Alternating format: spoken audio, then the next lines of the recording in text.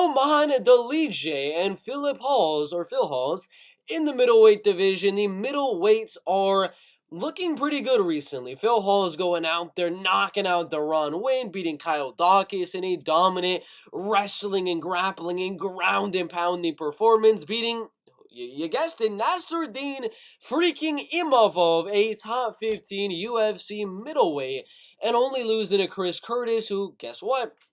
If we go on to the UFC rankings, is also a top 15 UFC middleweight fighter. So Phil Hawes is beating guys in the top 15 of the middleweight division, the number 12 middleweight in the world, and only has lost to number 14 in the middleweight division. Personally, I think Phil Hawes should be right here at number 15 above Brad Tavares, but that's just me. He's only lost to Chris Curtis in a fight he was winning. He's 33 years old.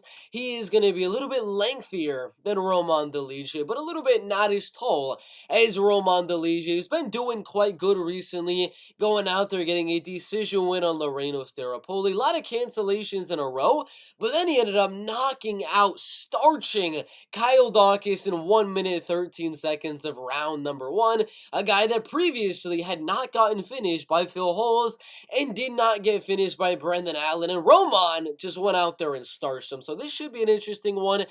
Two guys in the middleweight division that are right outside that top 15. Like I said, I think Phil Hawes should be inside that top 15, and Roman Dolidze should be right outside that top 15. If he beats Phil Hawes, getting a shot inside of the UFC rankings. This is an interesting one because Phil Hawes, I do believe, is going to have a slight volume advantage. He's a slightly more technical striker on the feet over Roman Dolidze. He's going to land more shots, more kicks, more punches than Roman Dolidze. And if it is a 3-round fight, that Phil Hawes is able to not get caught, because we did see Chris Curtis was able to catch him on the chin and knock him out. And if Roman can catch Kyle Dawkins the way he did, there could be a very good shot that he could knock out Phil Hawes in this matchup. So if this fight goes to a decision and Roman Dolidze is unable to catch Phil Hawes on the feet, I do believe Phil Hawes will win the fight on the judges' scorecards, outstriking,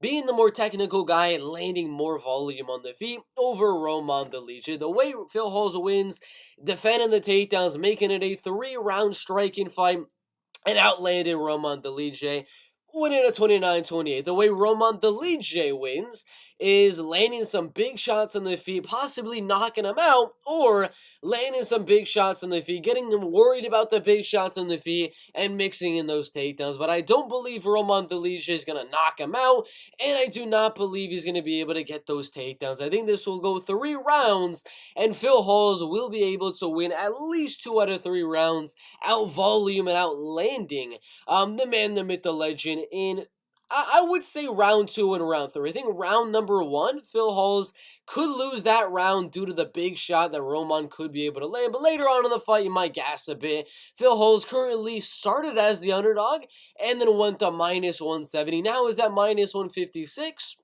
I kind of agree with that, but I got Philip Hawes by a unanimous decision.